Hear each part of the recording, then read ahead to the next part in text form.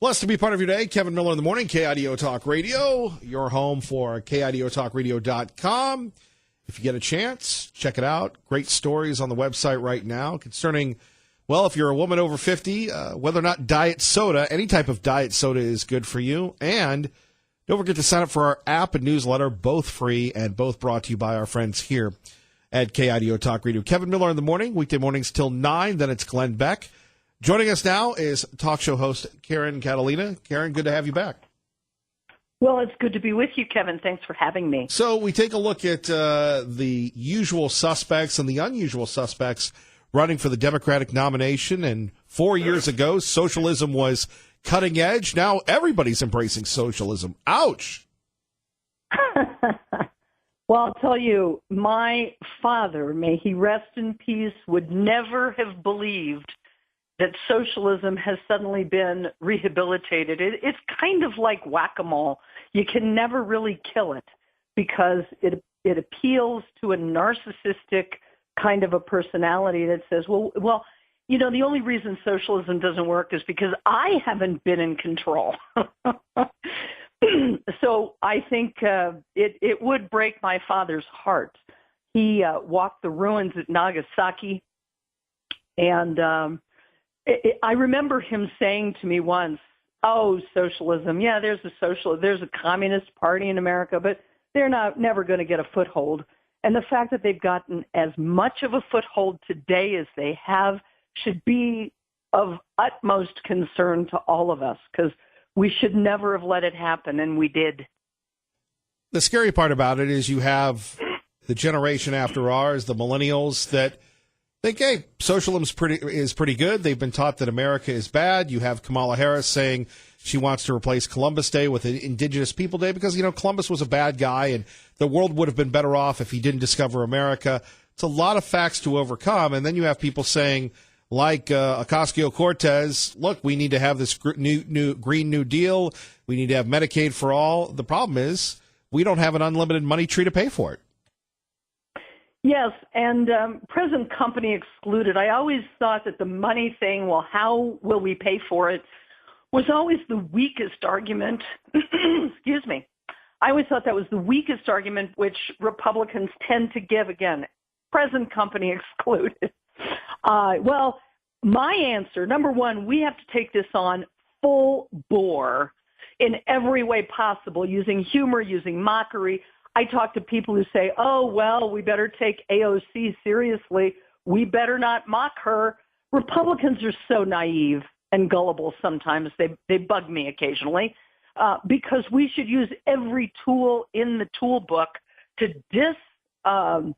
delegitimize her ignorance and her ideology. The answer I think we ought to give most often to why socialism doesn't work, it's not just as Margaret Thatcher said, is the problem is you run out of other people's money. The problem is you couldn't pay me enough to take it because it leads to tyranny. It leads to genocide eventually. It leads to poverty, all those things. And it doesn't really matter who's in control because in order to enact a utopian view of the world, eventually you're going to have to use force because a lot of people aren't going to agree with your particular view of utopia. Well, Karen, then when we take a look at what is shaping sounds like you got a cold there. I'm sorry. I was eating breakfast and something went down the wrong pipe. Look, I do apologize. I've got it now. I've got a physique of a bell pepper, so I know all about eating. So that's funny. I like that. I'm glad you've got your priorities in the right places. But when we take a look at how this is going to shape the next generation, people here in your home, Colorado, us here in Idaho, they're very frustrated with the direction of public education. I had a young lady last night say to me, you know, I'm really worried what the crazy libs are doing to the kids, where you're not a boy, you're not a girl, you can be an X. And this is a person that's not politically active. Well, I told that person, no free samples. They can listen from 5 to 9 and they can get the coverage. But seriously, you have people wondering how crazy and wacky the devious little libs are going to go. Well, and a lot of this, particularly Republicans, excuse me, one more time. Okay, I think I got it now. My apologies. A lot of Republicans, their highest priority is to be polite. You know, when your country is under attack, it's time to stop being polite. And I'm glad in a sick sort of way that people who don't watch the news as much as maybe you and I are beginning to see, because Donald Trump in particular has exposed just how insane the left is. You know what else is getting exposed on a large scale basis is the hoax of the media. I'm going to write yet another piece about what's happening today with Jussie Smollett and all of that. It's 1, 2, 3, you're out.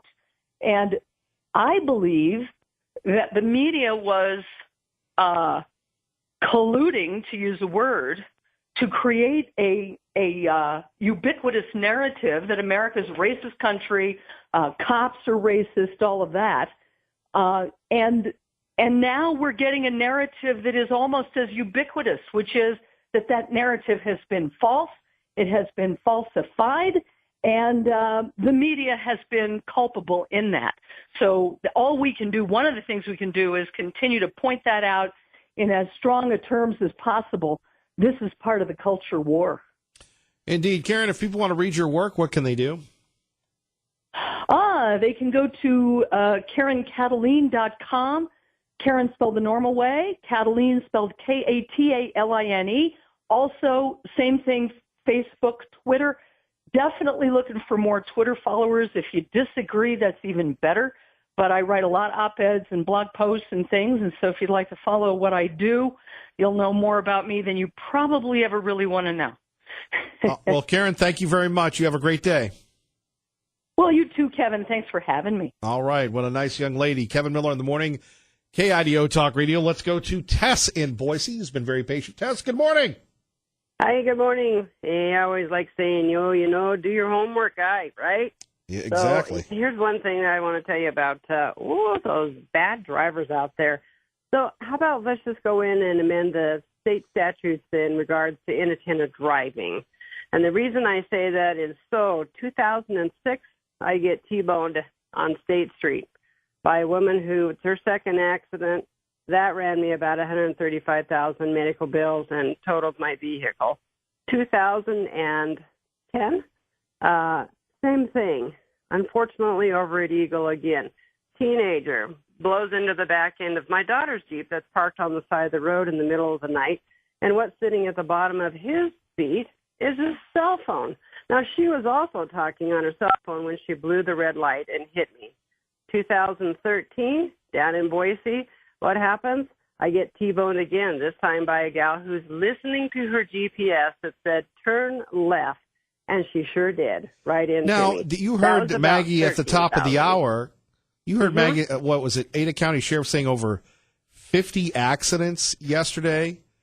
Before we get back to, and look, I almost got T-boned. It must be State Street yesterday, where you had a guy that didn't even slow down, just kept speeding, and he was so far away. I don't know, maybe he was drunk, maybe he was high. He was so far away, he missed me, but almost hit the car behind me. I don't know if he doesn't comprehend that red light means stop. It's crazy. Mm-hmm. Yeah, or they panic driving in snow. I lived in Alaska for a long time, and people panic driving in snow, thinking that if they hit the brakes, they're going to spin out in an intersection, instead of knowing that all you have to do is just, whoops, you can't stop. Well, hook that tire onto some snow patch there that's not slick, and you'll get some traction there. So I'd like to see them do something. No new law. Just redo something that's already there, and then enforce it. I disagree. You got to have a new law. Well, if you change the definition and the fines, though, and you add the fact that, inattentive includes not paying attention because you're texting or because you're talking, So have you ever stopped and watched people who are texting and they're by themselves? Sit on the side of the road, people, and you're going to see drivers who are texting that have a passenger beside them. Maybe they're lonely. Are also texting. Maybe they're lonely. Maybe they're lonely. Tess, I got to run, but thank you. Yeah, thank you. All right, 580-5436. 580-KIDO. So yesterday, Governor Little met the press and the vaunted Distinguished Elite Idaho Press Club. And the news coming out of the governor meeting the vaunted elite. Who's looking out for you? I'm being sarcastic. Idaho Press Club. He's going to keep the legislature until they fund Medicaid. How about we keep the legislature until we eliminate the grocery tax? Is that asking too much? Is Medicaid expansion that many believe, although good-hearted, will bankrupt our beloved state, really worth it? 580-5436, 580-KIDO. Let's go to a young lady who joins us from east of the Great River, Barb from Sunny Slope. Good morning, Bob. Hi there. How you doing this morning? Some people think we're talking baby talk, but we're not. That's how they talk east of the Great River. That's right. So, I was thinking, I was just listening to this woman saying, no, we don't need a texting law, and you saying, yes, we do. That was Representative Christy Zito, yes. That was Representative Zito? I'm sorry. That was a couple hours ago, so maybe you were texting and driving and weren't paying attention. Oh, no, I was never texting and driving and not paying attention. But I think that it's, we sort of already have a law, it's distracted driving. And it's kind of superfluous to make one for texting and driving, because I've driven down the road and seen probably men going to work shaving with their electric razors down the road, and women going to work putting on makeup down the road. Look, please don't bust me for eating a Whopper going down the road, but... That's true. We have the Whoppers going down the road, and then we have the people with their lovely, cuddly puppies on their lap going down the road in the driver's seat, and we have people reading probably whatever they need to report on at work going down the road. Sure, you got Hey Boss going down the road. We can't make a law for every stupid act. I guess we can't outlaw stupidity. We just haven't been able to do that. So I disagree that we need yet one more law. In fact, I get disturbed at how many laws we keep putting in, including something like some idiot put in the grocery tax law, and we don't seem to be able to get that out. You're right. I just think we need to have fewer laws, not more laws.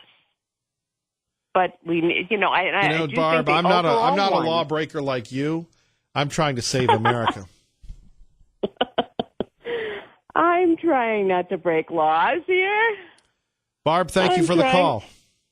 Okay, thanks. Bye-bye. Bye-bye. Coming up, Congressman Fulcher will join us. And Congressman Fulcher, if you're listening, please drive very carefully. We're going to be here. It's very cold, very wet, and very snowy outside. That's in-depth team coverage. Back to the phones, and we go to Pro-Life or Life Pro, or call him friend. Good morning. You're on KIDO Talk Radio, 107.5 FM, 580 AM with Kevin Miller. Hello, sir. Yeah, good morning. What I want to say is the woman was talking about socialism, and it doesn't matter even if you had enough money to cover all the socialist programs that you want. The reason that socialism is wrong is because it's collective theft. The rule is that whatever you can't do to your neighbor individually, you can't do collectively. So I can't go and steal from my neighbor individually. Why can I use government to steal from my neighbor because he has more than I do? And that's why socialism is wrong. It's collective theft. So that if you believe that health, education, welfare, recreation, medicine, and retirement, any of those functions are governmental functions, you're a thief, a collective theft. And so we're all thieves, and we need to admit that, and we need to get rid of it. What do you mean we're all thieves? Well, I take Social Security. I shouldn't do that. Didn't you pay into it? Yeah, but I'm getting a lot more back than I'm ever Well, you should be happy for that. You're getting back what I'll never get, so be happy and quit complaining. Well, yeah, I'm stealing from somebody. No, I have a lot of neighbors. Yeah. And I have a lot of good neighbors, and I'm a recluse, as you know. Right. Like you, I'm a very shy young man. And my neighbors, whenever they come up to me, and, it's not a gimmick. When everybody says to me, whether it's a congressman or the neighbor, they go, hey, what are you doing? I go, dude, I'm just grateful to still be employed. And I always tell my neighbors, Robin and Paula and others, that I'm just grateful to be able to support them. So I'm grateful that my taxes will be able to support you. Well, yeah, if it was voluntary, but it's not voluntary. When you use government, it's force. I mean, if you don't pay your taxes, there's serious things that happen. And so socialism is collective theft. That's the only way you can describe it, and it's just like that abortion is murder. Socialism is collective theft. Yeah. I don't know. It is. And if you don't look at it like that, we'll never get rid of it. We have to consider ourselves. Don't blame me. I was fighting for America against those socialist pinkos. Yeah, when you get to the judgment bar and Heavenly Father and Jesus, they say, well, okay, did you steal from your neighbor? And then you say, no, I didn't steal from my neighbor. And they say, well, what'd you do through government? Well, but you and Dave Petzo and everybody else that says government's evil, we wouldn't have roads without the government. Man, you guys are turning me into a lib. We wouldn't have the air traffic control system. We wouldn't have the military. We wouldn't have the police without the government. There's some good that comes from government. My goodness, you are turning me into a lib. I'm going to be hanging out with Costco Cortez and Kamala Harris soon. My goodness. Yeah, well, you don't want to be with those guys. Well, yes, but to say that the government is evil and it's collective theft, I think that's a long way to go. So if you're in the military, you're a collective thief? No, that's not true. Well, they're part of the government.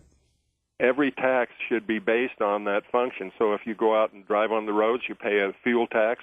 Then that's we've paid a fuel tax, and we're probably going to pay another one. I have to run, but I've enjoyed the spirited debate, young man. All right. God bless you. God bless you. Pro-life, laying the smackdown. More of your calls next, plus Congressman Fulcher. All that before Glenn Beck on KIDO Talk Radio. Blessed to be with you. Thank you, Sean Hannity. Don't forget Lars Larson. Follow Sean Hannity weeknights 6 to 9. The conservative, real truth, real talk continues. Right here on the right side, Kevin Miller, KIDO Talk Radio. Traffic and weather together. Let's go to Jim in Middleton with Kevin Miller, KIDO Talk Radio. Good morning, Jim. Good morning, Kevin. I'm driving down the road and I'm just listening, of course. And but old pro-life had to flap his lips. I agree with him most of the time, and I've signed a few of his petitions to be governor and so forth. But if that man is stealing money and taking more than he put in, he should wants to come on your program or any other program and talk about how virtuous he is. He'd better put up. So there it is, Kevin. You got to walk the talk. That's right, pro-life, or the state will come back and collectively take it from you. Hey, just give it up and quit acting like you're on this side. He makes fun of Butch Otter, calls him a wussy and what have you, and he's right to a degree there. He says that about other politicians. But you know something? The man lost too much credibility by saying what he said. He should give the other part back. Anyway, Kevin, you have a great day. Thank you, Jim. Take care. I will. Bye-bye. Bye-bye. All right. Tea Party Bob joins us. Kevin Miller, KIDO Talk Radio. Good morning, sir. Good morning, Mr. Miller, and how are you today? I'm a shocker. Well, you certainly are, but you shocked me today. I'd like to chime in on your argument for larger fines for cell phones. I think the government has infringed on our rights enough, and even though we know it's dangerous to be distracted and talking on a cell phone while driving, we already have a law on the books for this. It's called inattentive driving. Trying to legislate people not talking on their phone and charging high fines for breaking this type of law is not going to stop the fatality rate. Another problem in regulating cell phone use while driving is how are you going to know if somebody is on a phone if they're using a hands-free device? And nowadays, just about everybody has a Bluetooth. I took the time to do some research on how the bans on cell phones have worked over the years since 2000. And there is very little, if any, real evidence that the bans did anything to reduce the number of accidents of how the surveys were done. You are not going to stop people from using their cell phones with bigger fines, nor will you stop inattentive driving. What you're going to do is to fill the coffers of the state that imposes these rules and help the bureaucrats increase the number of rules and regulations they can impart on the general public. Every time the Idaho legislature is in session, they feel the necessity to bring up more rules and regulations to justify their existence. And they impose these rules on the general public that elected them to office. Look at Marsy's law. The legislators meant to do some good for victims of crimes by proposing this law, and they infringe on our gun rights by using the word responsible in the law, giving the judge an option to use it for confiscation of your guns. You know, we have a health and welfare department that imposes vaccine requirements on school-age kids throughout the state. But they fail to require school administrators to tell the parents they have the right to opt out of the vaccination. So, you know, when you look at all this stuff, I think you better take that. I think you better take that call. Critical thinkers anymore. I think you better take that call. No, that's not there. I don't think we have any critical thinkers anymore in our legislature. Look, I agree to disagree with you. I think the hands-free law would be great. We don't enforce the laws we have. Let's make new laws. Well, I tell you, if you don't agree, then prove it to me by showing me the statistics, because I don't think you're going to find them anyplace. Go to Oregon, go to Nevada, go to the places where it's a $300 fine. They do not show any statistics on the safer driving because of it. They don't show any lessening of the fatalities. I don't care if they're fining them $3,000. It doesn't matter. It does not deter inattentive driving. This is a proven fact. I don't have to, I'm not going to fight with you about it. Go do the research and the homework. Look, the research and the homework is overrated. I go by what's in my gut. Well, then your gut is too big and you need to reduce it. I knew that. I knew that was coming. I knew you knew that was coming. Less government is better government. Let's put it that way. For every rule and regulation they implement, they need to remove 2 more that are on the books. If you had run for governor and if you had won, you could make those statements. It's much more fun fighting from the armchair. I know, it is. I love you, brother. I hope you have a wonderful day today. All right. Be careful shoveling the snow and gemstatepatriot.com. Thank you, sir. Thank you, my friend. Have a good day. All right. My liberal side is truly showing. I've been a plant for the DNC for years. I finally revealed. Kevin Miller, KIDO Talk Radio. Good morning, Maggie. Good morning, Kevin. And to our friend, Congressman Fulcher, who is doing his very best to get here, sir. Don't worry about it. You can give us a call on the phone. And please be very careful. And before we get to the congressman, we have a multitude of people continuing to talk about distracted driving and my terrible disappointment that the Senate committee, transportation, I don't know what it was. We'll just say transportation did not approve conservative Senator Jim Rice's bill from Caldwell that would have required hands-free driving while in the car instead of using the phone. Paul in Nampa, good morning. You're on KIDO Talk Radio with Kevin Miller. Hello, Paul. Hello, Kevin. Good morning. How are you? I don't know if this is going to be a beating or it's going to be agreement radio. It's up to you, sir. Well, I just want to point a thing out. I've done my own little survey based on driving around, watching people as they come around a corner in a left turn lane or whatever, and how many people are looking down. And they're looking down at their phones. And that's the danger. Talking on the phone is not too bad, but people that are looking down, I've had people come into my lane, coming right at me, and then look up and realize that they're coming into the lane. And I think that's the danger. And I think if there's an app or something that could be done, I heard somebody recently comment about if you get this app on your phone that disables your texting while you're driving, you get a break-in in your insurance. And something like that, a solution that is going to work, because looking down instead of looking where you're going is dangerous. That's where people get killed. I would agree. Paul, that's it. Thank you for that. Thank you for your research. All right, man. Thank you. Bye-bye. Bye-bye. Take that, Tea Party Bob. Joining us now, Congressman Fulcher. Congressman Fulcher with a road report. How's it going, sir? Oh, we're not going to let a little bit of weather stop Miller time in the morning. Well, thank you. Good to have you back. Boy, you sure are back in Idaho quite a bit. It's a lot of airplane time, but it's worth it. We've got a lot going on here. We've got a lot going on back east, and so we're just doing our best to be part of it on both ends of the country, Kevin. Well, Congressman, one of your great many strengths is communication, always keeping informed. being back here, I'm sure, helps that. How's it going with Governor Little? Obviously, you met the press yesterday. I know you meet with him quite a few times just to make sure that everybody's on the same page. It's been a real good relationship, and we had a long meeting here day before yesterday, and I give him a lot of credit for as much as he's willing to communicate. And the same thing with the rest of our delegation. It's been good for me being the new member, having pretty much any time I want. I can connect with Senator Crapo, Senator Risch, Representative Simpson, and we don't always look at things exactly the same way, but they've made themselves available, and we have a common thought process of sincerely wanting to do the best for the people of Idaho, and so we're talking a lot, and it's good to get that federal and state communication. Congressman Fulcher, you've been in business, but you've been in Congress maybe a month, maybe 2 months because of the shutdown. How's the acclimation? Are you getting your feet under you, that sort of thing? Yeah, we have. We've got a great crew, and there hasn't been too many surprises, Kevin, but there's been a couple.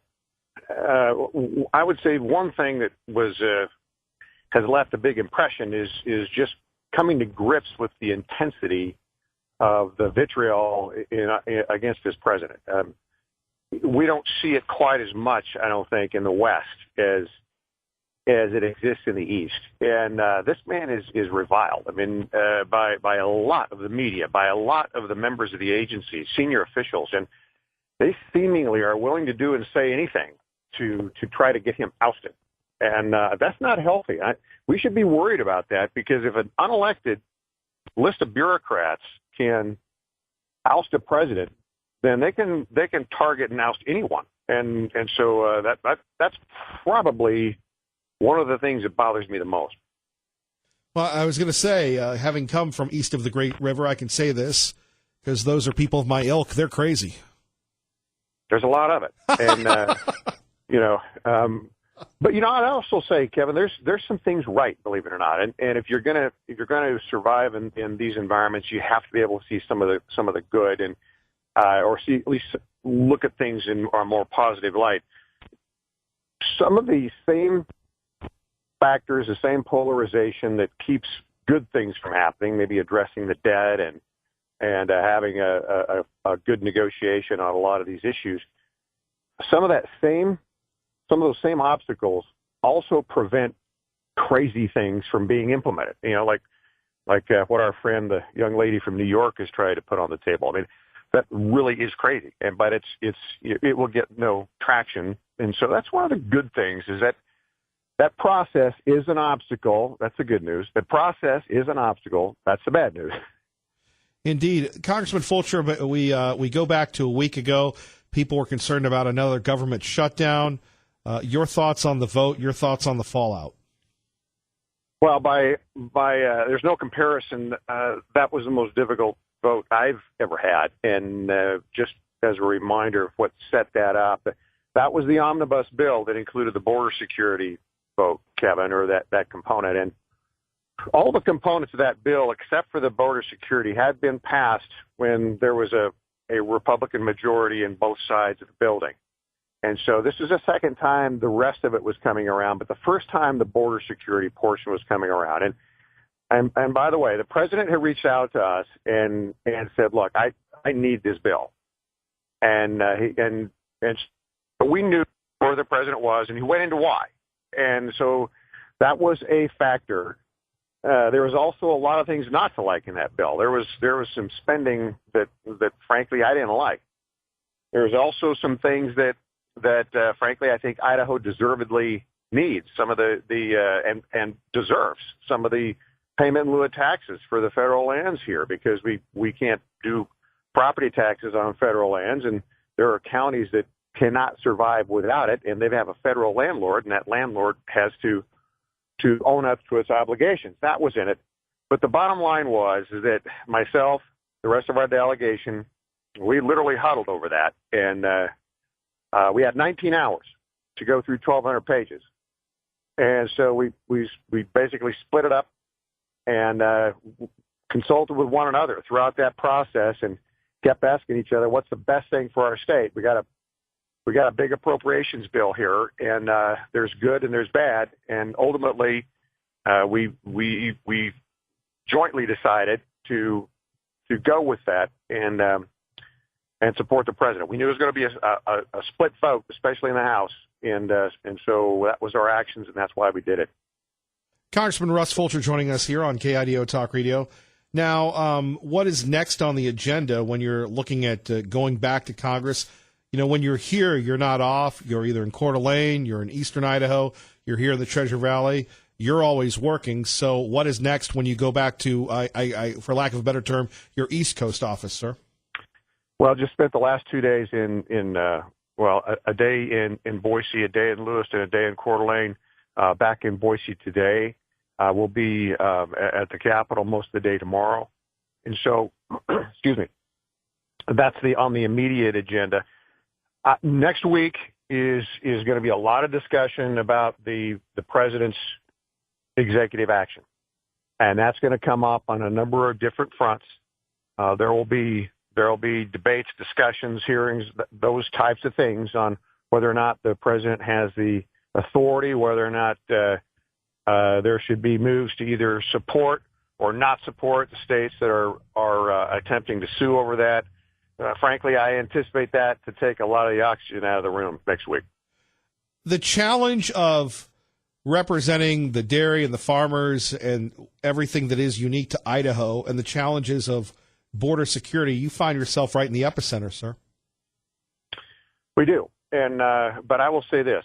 Compared to the job of some of my colleagues from Midwest and Eastern states, they don't have the same, I'll just be blunt, I don't think they have the same type of people overall, the same quality of people overall. I can have a rational discussion with people in Idaho that they're on opposite ends of an issue, and at the end of that discussion, we may not agree, but it's civil and it's understood, and people are rational, and there is an understanding and a respect. That's not the case for some of my colleagues, and so I'm frankly, I'm relatively blessed on that front. And that reminded me of one other thing that I'd like to just mention as something that was a little bit of a surprise. There is a very large percentage of members of Congress that have absolutely no idea that much of the West is owned by the federal government. Shocking to me, but that's the case. They have no concept of governing in a state where there is predominantly federally owned land. And we see that all the time. Hopefully you can educate them. The president has made some remarks about not only bringing the troops home from Syria, but possibly Afghanistan. We know you love the military, Gowan Field Mountain Home. Your thoughts on possibly the troops leaving Afghanistan and coming home? Well, that's one of those areas. After a tenure of 7 weeks, I simply don't have great information, Kevin. I do know that the counsel that has been coming through our military leadership is pretty wise, and that system. That's one thing about the federal government is our military system is operated pretty well. Those guys know what they're doing, and if the president and our military senior leadership say that that's the right thing to do, then I'm inclined to follow their lead until I can get educated on it. But I will also say this too: some of the briefings that we've received, it's a stark reminder, Kevin, that there are a lot of people, a lot of bad people that want to do us harm. And another good thing about Washington, D.C. is this administration, our military, even Congress, scares those people. And there are some people on this planet that need to be scared. And that's our first and foremost responsibility as the federal government to make sure that our people are taken care of. And so hats off to those in the armed services. Congressman Fulcher with us. Kevin Miller, KIDO Talk Radio, 107.5 FM, 580 AM. Final question from Katie. Can you please ask Congressman Fulcher this question? Congressman, the cost of childcare is extremely expensive, and the middle class working families are struggling and receive a very small tax credit for the amount they pay, even with the recent tax changes. In 2018, my husband and I paid over $18,000 in childcare. In 2017, we paid $19,337 in childcare for our 2 children. What is the planned change for the tax code for the child and dependent care credit for struggling working middle-class families? Might be a little too soon for you on that, but Katie does have that question on childcare. Sir, your thoughts? I'm going to give Katie a gold star for being one of the most persistent constituents I've had, because she's asked me that question multiple times before being in office, and after 7 weeks again now. Katie, those are the types of things where I don't have the answers to that, and I think you know that. But I would also say this. Let's not automatically default to government to solve all these things. Once we start doing that, and we put more and more of our dependence on government decisions to solve issues, I think that ultimately that leads to liberties being stripped away. And so that is something that I will look at. That is something that I'll attempt to try to come up with some solutions for. And I ask you to do the same thing. But as you do it, look at it through the lens of what's the best thing overall for our society and for our taxpayer. Is it a government program? Or is it for something else, some other solution that we generate through our communities and our families? Congressman Fulcher, anything else you'd like to share with the folks?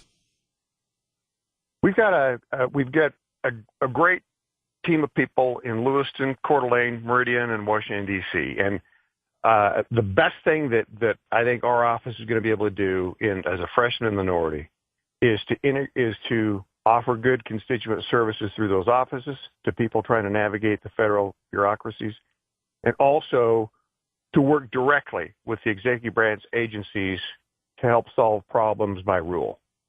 And we're making some good progress there. I can always use counsel. I can always use visitors, and I ask for both. Well, Congressman, safe travels, and watch out for the distracted driving, sir. My pleasure. Thank you so much, Kevin. I appreciate you. Have a great day, sir. Our great friend, Congressman Russ Fulcher, joining us. You're listening to Kevin Miller on KIDO Talk Radio. And thank you very much, Larry. I do want to remind you, our Inspired Excellence podcast produced by Ball Venture Alquist with Tommy Alquist, and I kind of sit there and say hello. A new podcast has dropped today. You can get it on Google, iTunes, everywhere else. It's with Kristen Armstrong. You think you might know Kristen Armstrong, the several-time Olympic gold medalist. It's quite a revealing piece. There's these interviews are you just hit them out of the park. The last one with Ryan DeLuca, co-founder of bodybuilding.com, very inspirational. And this one with Kristen Armstrong that is available today. I'll tell you, I was amazed. You think you know someone by watching the TV or hearing them on the radio, but the idea of spending 40 or 50 minutes finding out just how they did it and what's next for them. So that is the Inspire Excellence podcast with Tommy Alquist and Kevin Miller, brought to you by Ball Ventures Alquist. I invite you to check that out. It's going to be, pretty inspiring, speaking about the excellence of Kristen Armstrong. Glenn Beck is coming up next. Make sure you stay tuned. And remember, Sean Hannity and Lars Larson will take you home. Coming up tomorrow, we go back to holding the legislature accountable. And one man says, hey, Kevin Miller, I purchased a hybrid and I got taxed with a hybrid tax. What about saving the environment? Do we care? Ray and Maya, great job. God bless everyone.